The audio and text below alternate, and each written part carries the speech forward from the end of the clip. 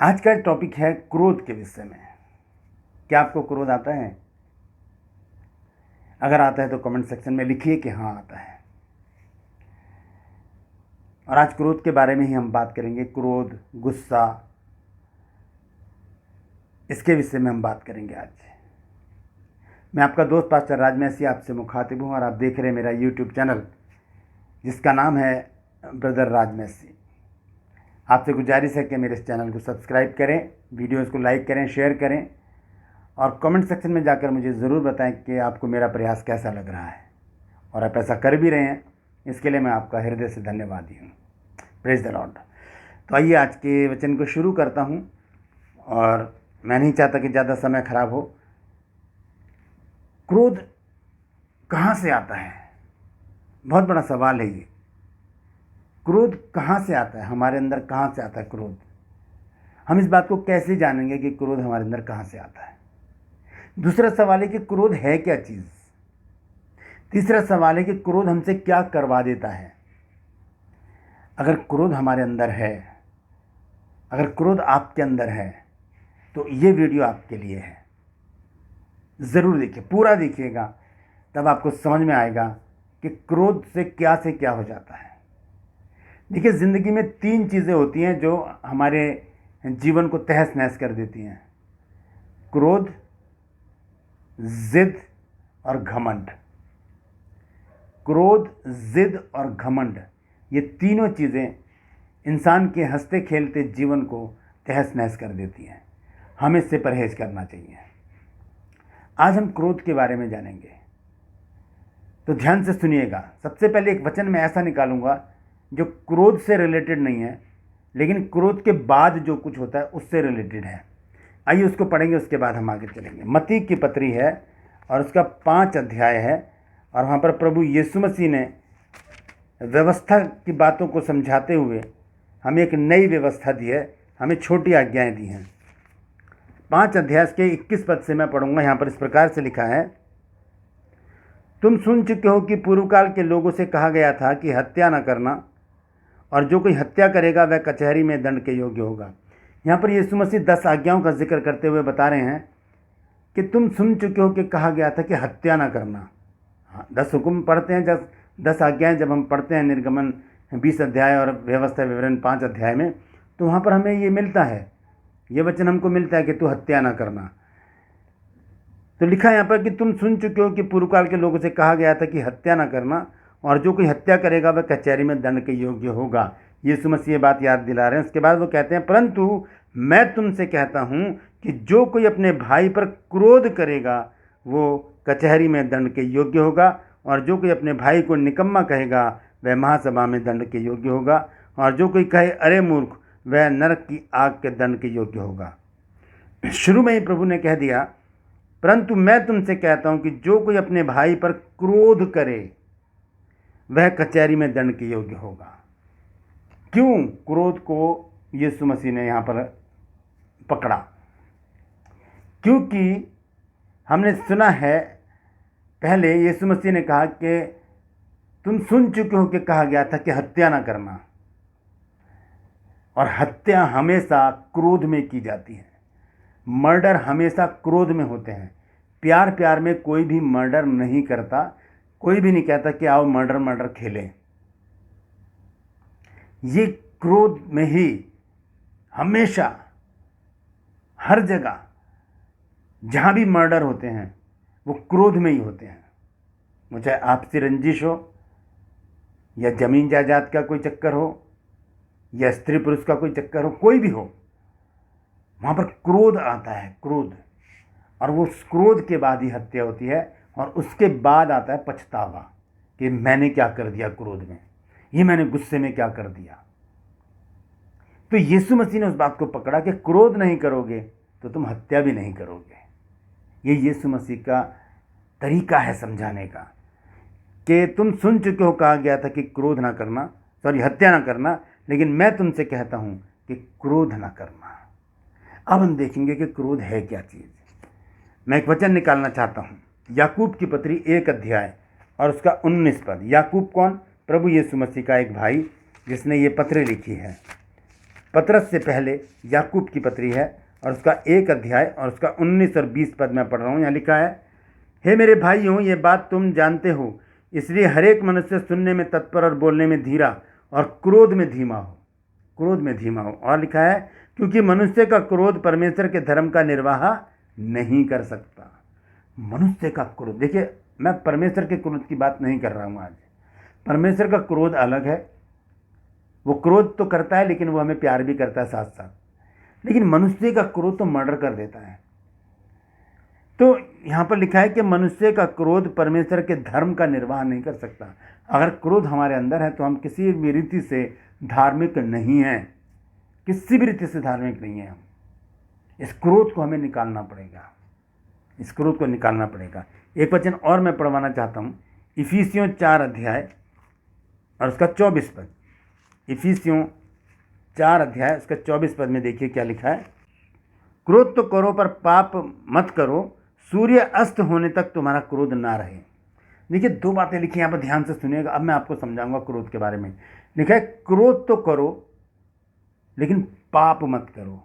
क्रोध तो करो, पाप मत करो। एक क्रोध, ये दूसरा क्रोध। ये वो क्रोध है जिससे पाप नहीं होता, ये वो क्रोध है जिससे पाप हो जाता है। 2 प्रकार के क्रोध हैं। एक क्रोध होता है स्वार्थी और एक क्रोध होता है निस्वार्थ क्रोध। अब मैं आपको अच्छी तरह समझाता हूँ।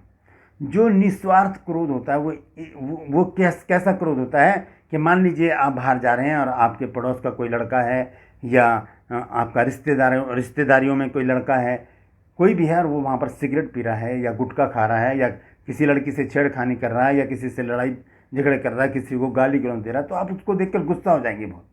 ये क्या कर रहा है लड़का, घर में तो बड़ा शरीफ बना रहता है, और आप जाकर उसको डांटेंगे, क्या कर रहा है बेटा तू, ये मैंने तो कभी तुझे ऐसे नहीं देखा। तो ये क्रोध जो है ये जायज़ है। यहाँ पर ये लिखा है कि क्रोध तो करो, ये जो निस्वार्थ क्रोध है ये करें। यीशु मसीह ने किए ऐसे क्रोध, ऐसे गुस्से यीशु मसीह ने किए। जब यीशु मसीह आराधनालय में गए तो वहाँ देखा कि वहाँ पर उन लोगों ने धंधा बना रखा था अपना चर्च के अंदर, ये सबको फेंका। यीशु मसीह ने कहा कि लिखा है कि मेरा जो भवन है वो प्रार्थना का भवन कहलाएगा, वहाँ से हटा दिया। ये क्रोध जायज़ है। दूसरा क्रोध है स्वार्थी क्रोध। आप जा रहे हैं कहीं और आपका किसी से कंधा टकरा गया, आपने घूम के गाली दे दी, उसको बोल दिया, देख के नहीं चल सकता, भाई यहीं पर ही झगड़ा हो जाएगा। और ये झगड़ा बढ़ते बढ़ते कहाँ तक पहुँच जाएगा आप अंदाज़ा ही नहीं लगा सकते, अंदाज़ा ही नहीं लगा सकते। इसी झगड़े में मर्डर भी हो जाते हैं कई बार, छोटी सी बात पे ही झगड़े होते हैं। और ये झगड़े कहाँ से शुरू होते हैं, क्रोध से, है ना। क्रोध से क्या निकलती है, गाली, और गाली से फिर आगे तक हाथापाई, और हाथापाई से फिर बहुत बड़े बड़े केस बन जाते हैं। हम यीशु मसीह के स्वभाव के बारे में जान रहे थे बीते दिनों। यीशु मसीह के स्वभाव के बारे में लिखा है, ना तो उसके मुंह से कोई छल की बात निकली, ना उसने गाली सुनकर किसी को गाली दी, क्योंकि यीशु मसीह को क्रोध आया ही नहीं, कभी स्वार्थी क्रोध आया ही नहीं जो वो गाली देते। यीशु मसीह क्रूस पर लटके हुए हैं और उनको लोग थप्पड़ मार रहे हैं और उनके मुंह पे थूक रहे हैं और कह रहे हैं कि अगर तू भविष्यवक्ता है तो बता किसी ने मारा तुझे। यीशु मसीह ने ऐसे लटके में कह रहे, हे पिता ने क्षमा कर, क्योंकि ये जानते नहीं है क्या करते हैं। क्रोध आया ही नहीं। क्रोध आता तो गालियाँ निकलती, गालियाँ निकलती तो फिर आगे बात बढ़ती। गाली हमारे मुंह पर क्रोध में ही आती है, मर्डर हमारे हाथ से क्रोध में ही होता है, झगड़े हमारे घर में क्रोध से ही होते हैं। इस क्रोध को ही हमें क्या करना है, कंट्रोल में करना है। कैसे होगा मैं आगे चलकर आपको बताऊंगा। हम एक वचन और पढ़ेंगे। ये क्रोध है क्या, ये मैं आपको बताना चाहता हूँ। 2 वचन मैं पढ़ूंगा जल्दी से। गलातियों की पुस्तक में पहले देखते हैं हम 5 अध्याय उसके 19 और 20 पद में यह लिखा है कि शरीर के काम तो प्रकट हैं, अर्थात वे विचार, गंदे काम, लुचपन, मूर्ति पूजा, टोना, बैर, झगड़ा, क्रोध, विरोध, फूट, विधर्म, डाह मतवालापन, लीला क्रीड़ा और इनके ऐसे और काम है। इनके विषय में मैं तुमसे पहले ही कह देता हूँ, ऐसे ऐसे काम करने वाले परमेश्वर के राज्य के वारिस नहीं होंगे। यानी कि क्रोध में जो हैं, जो क्रोध करते हैं, वो परमेश्वर के राज्य के वारिस नहीं होंगे। और ऐसे ऐसे काम करने वाले परमेश्वर के राज्य के वारिस नहीं होंगे। इसी से रिलेटेड एक और वचन है, 2 कुरिन्थियों 12 अध्याय और उसका 20 पद। यहाँ पर इस प्रकार से लिखा है, क्योंकि मुझे डर है कहीं ऐसा ना हो कि मैं आकर जैसा चाहता हूँ वैसा तुम्हें ना पाऊँ, और मुझे भी जैसा तुम नहीं चाहते वैसा ही पाओ, कि तुम में झगड़ा, डाह, क्रोध, विरोध, ईर्ष्या, चुगली, अभिमान और बखेड़े हों। ये क्रोध जो है ये बखेड़े उत्पन्न करता है, ये झगड़े उत्पन्न करता है, ये गालियाँ उत्पन्न करता है, ये मर्डर उत्पन्न करता है। ये क्रोध जो स्वार्थी क्रोध है हमारा। और झगड़े कैसे उत्पन्न होते हैं जल्दी से बता देता हूँ। नीति वचन में लिखे हैं ये सारी बातें, 29 अध्याय और उसका 22 पद। नीति वचन 29 अध्याय उसका 22 पद। क्रोध करने वाला मनुष्य झगड़ा मचाता है और अत्यंत क्रोध करने वाला अपराधी भी होता है। क्रोध करने वाला क्या करता है? झगड़ा मचाता है, और अत्यंत क्रोध करने वाला अपराधी भी होता है। और 30 अध्याय के 33 पद में भी इसी प्रकार से लिखा है कुछ, क्योंकि जैसे दूध के मथने से मक्खन और नाक के मरोड़ने से लहू निकलता है, वैसे ही क्रोध के भड़काने से झगड़ा उत्पन्न होता है। तो क्रोध से, गाली गाली से, झगड़ा झगड़ा से, हाथापाई से मर्डर, यहाँ तक पहुँच जाती है क्रोध की बात। अब हम देखेंगे क्रोध आता कहाँ से है।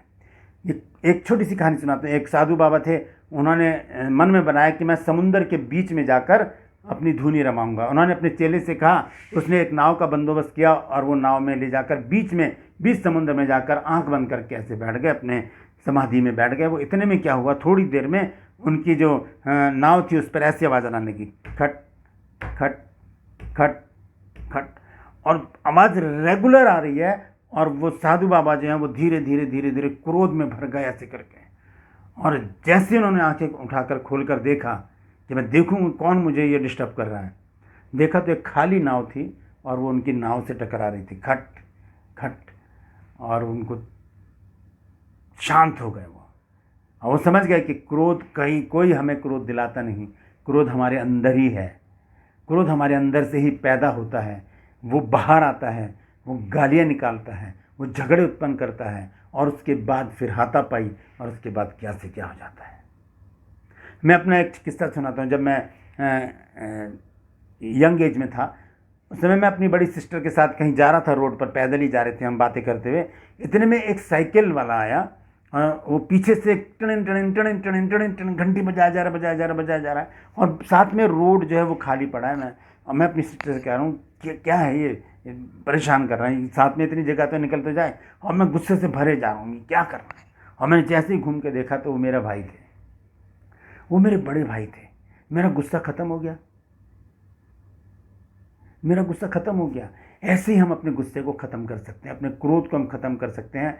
अगर कोई हमें गुस्सा दिला रहा है तो हम उसमें अपने भाई को देख लें, हम उसमें अपनी बहन को देख लें, हम उसमें अपने दोस्त को देख लें, हम उसमें अपने रिश्तेदार को देख लें, क्योंकि क्रोध हमें तहस नहस कर देगा। क्रोध हमें तहस नहस कर देगा, ये क्रोध हमें कहीं का नहीं छोड़ेगा। मैं 1-2 वचन और पढ़वा के समाप्त करूंगा। कुलुस्सियों 3 अध्याय और उसका 8 पद। कुलुस्सियों 3 अध्याय और उसके 8 पद को मैं पढ़कर आपको बता रहा हूँ। यहाँ पर क्या लिखा है?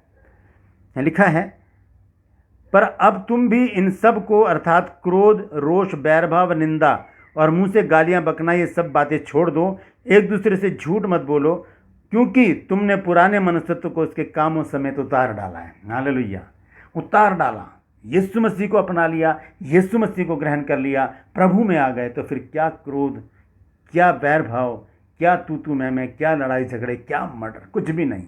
सब कुछ यीशु मसीह होना चाहिए। हमने पुराने मनुष्यत्व को अपने उसके कामों समेत उतार डाला है। अब ये कुछ भी हमारे अंदर नहीं होना चाहिए, एक ही चीज़ होनी चाहिए, और वो है प्रेम। Praise the Lord. आखिर में एक वचन और पढ़ के मैं समाप्त करूंगा। सुबोपदेशक 7 अध्याय और उसका 9 पद। सिर्फ पढ़ के मैं उसे छोड़ दूंगा, आप उस पर सोचिए और विचार कीजिए, और मुझे कमेंट सेक्शन में बताइए क्या ये वचन आपके लिए है, मेरे लिए है, ये किसके लिए है। सुबोपदेशक 7 अध्याय और उसका 9 पद पढ़ के मैं छोड़ दूंगा बस। यहाँ लिखा है, अपने मन में उतावली से क्रोधित ना हो, क्योंकि क्रोध मूर्खों ही के हृदय में रहता है। परमेश्वर इन वचनों के द्वारा हम सबको आशीष दे। मैं गुजारिश करता हूँ इस वीडियो को शेयर कीजिए, ताकि और भी लोग इस विषय में जानकारी हासिल कर सकें। परमेश्वर आप सबको आशीष दे। Praise the Lord.